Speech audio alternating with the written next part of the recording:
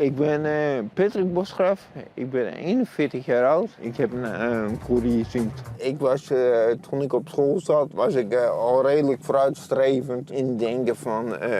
ik wil bij een normaal bedrijf werken en dat soort dingen. Ik ben spastisch, daarom loop ik dus moeilijk. Mijn ene been is langer dan de andere been, dus ik loop scheef en dat kost heel veel energie. Toen ik 18 was, of werd...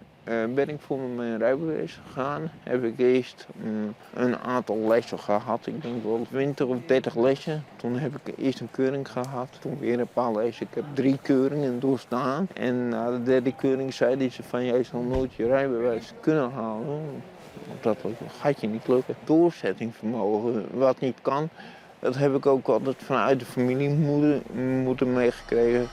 Lukt het niet, we gaan het eens proberen en dan zien we wel. Ik hoop echt van harte dat ik een voorbeeld voor mensen ben. Omdat het mij wel gelukt is. En dat vind ik gewoon leuk.